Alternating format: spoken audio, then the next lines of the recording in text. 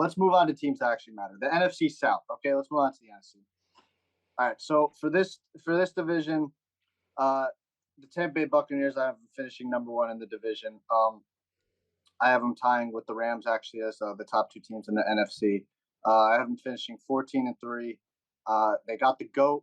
When you got the GOAT, I never bet against you. You still got Mike Evans. Godwin's coming off an injury, but they did add Julio, who I think is going to have an impact year with Tom Brady. You still got Shaquille Barrett and Devin White and Antoine Winfield Jr. and Vita Vea on the defense, and I think that's just going to do wonders. And Todd Bowles is still there calling the defensive plays. I still think the defense is going to be a top defense in this league, and not to mention you have Tristan Wirfs, who's one of the best tackles in football. Yeah, that's what I have. I have the Bucks finishing 14-3, number one in the division. Justin and I are higher on the Saints. I have the Saints tying with the Buccaneers, each of whom winning 11 games this year. The Saints lost Trevor Penning for the season to a left tackle. That was supposed to be their left tackle this year. And also, they traded Chauncey Gardner Johnson to the Saints. And then, literally, days after, Marcus May is being charged. So, I'm a little bit lower on the Saints than I was a few weeks ago. But it seems like Alvin Kamara will be playing the full season for them. And I think that Saints team is going to surprise a lot of people this year with the amount of talent they have in that offense. And a defense that should be top 3 or 5. Yeah, no, I'm with you on the Saints, and I kind of lowered my stance a little bit on them. I have them. I don't even have them making the playoffs. So when I was going through the schedule, I have them missing out by just a game. I have them going 9-8, but I do have the Bucks at 14-3. I think they're going to be an absolute buzzsaw and run through teams.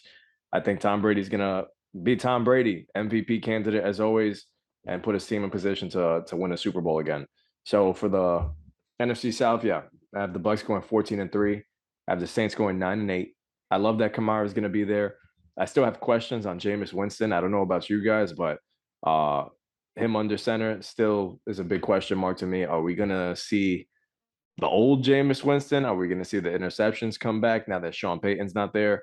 Or is he going to be the cool, calm, and controlled one that we saw last time under center? So I don't know. I'm not going to I guess I gotta go into the Falcons and the Panthers, but I do have the Falcons and the Panthers finishing with the same record, but Falcons above them in my ranking. Oh, okay. Both So 5-12. let's get into it because I already know the reactions I'm gonna get, but I don't really give a crap because I can make the argument that this is what they're gonna be. Y'all know how I feel about Baker. I'm a Baker guy through and through. CMC is healthy. You still got DJ Moore, who's a legit number one. Robbie Anderson, who's a tall speedster. You got Brian Burns in the defensive line, who's very, very good. J.C. Horn, who was showing a lot of potential before he got injured last year. You still got Shaq Thompson coming off an injury, and Jeremy Chin at the safety, who's an athletic freak. I got them finishing 12-5 at number two in the NFC South. Baker can have a good season. The Panthers can be bad. You realize that, right? It's fine. This is not a What? good football team. He's not Okay. carrying them. And in Cleveland, they were miles better on both ends of the ball. Maybe not in the defense, no, but on offense, yeah. I mean, the offensive line is not very comparable, even though they've addressed it in some ways, adding Austin Corbett and on left tackle, like McQuanu. Mm-hmm. Okay. Is that all you have to say on the Panthers, or? The Panthers aren't good. I have them going 7-10, and I think Okay. Matt Rule will be gone. And Baker, I think, will have a solid season. And one thing I will say, Baker is at his best when he is an underdog. I'm expecting him this year to have a good season in Carolina, but when CMC goes down 4 weeks into the season, I think you're going to be quickly realizing 12 wins for this team is a bit too much. All right. I see 5, but I do believe I'm with you on your boy Baker, and John hit it on the net on the head when he said the Panthers could have a bad record and Baker could still have a good season. It's all possible, and I see that exactly happening. Who knows? I actually maybe Baker is a quarterback for the Panthers the season after that. If he puts up good numbers and a head coach is there and willing to invest in him and they believe in him. But it's definitely possible.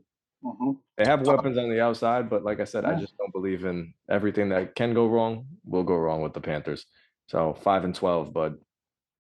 Yeah, with the New Orleans Saints, I'll jump on next real quick. I have them finishing 11-6. Michael Thomas is back. Jameis is healthy. Alvin Kamara is going to play the whole season. The defense is very good. John's very, very high on them. But my one drawback is no more Sean Payton. He's gone. So that's my one major concern. But I still have them finishing 11-6. So I have them. Oh, we have the I same have them record. making the play. Nice. We Yeah, agree. 11-6. Yeah. Okay. Awesome. ahead. I didn't think we were gonna. I thought you were gonna have them like 9 wins. I'm happy. No. It's good to hear. Yeah, I think they're a first round exit, but they will be very fun to watch in the regular season. And the last team, Justin, you had the Falcons at. Can you repeat the win total? 5-12. Okay, John, that's do you very want? reasonable. You want to go, John, or do you want me to? I have. Yeah, you can go. I have them at 5 wins as well. Okay, so for me, I have them at 2-15. They're in rebuilding mode. I can't wait to win this bet. It's gonna be a long season for both of you. Ridley's he's gonna be suspended for the year. The quarterback is a project, and the Matt Ryan era is over. So I just see them and I look at this as a rebuilding year and 2-15. I have not much more to say on that. Anybody have anything else to say on the NFC South or? Well, we had the answer in Dennis Ritter by the end of the season. Like enough starts for us to gauge what type Yeah, of no, I quarterback he think is. I think we've talked about it. Whether Mariota plays himself out of the starting quarterback position or if he gets hurt, Ritter's going to get a shot to play. And real quick, I think AJ Terrell is the most underrated cornerback in football because last year he was legitimately the best one. We didn't really get to talk about him in our Falcons preview enough because we're mostly focused on the offense. I'm expecting Kyle Pitts in year 2 to have 1,300 yards. Yeah, I think he's gonna have somewhere near double digit touchdowns because Mariota with Delaney Walker was big time in Tennessee, and so I'm really pumped up to see what Pitts can do. And there should be excitement for him and ideally a healthy Drake London after his ankle issues. But man, AJ Terrell, along with Grady Jarrett, that is the blueprint for what can be a good defense down the line. I'm hoping to see Terrell build off of a fantastic second season.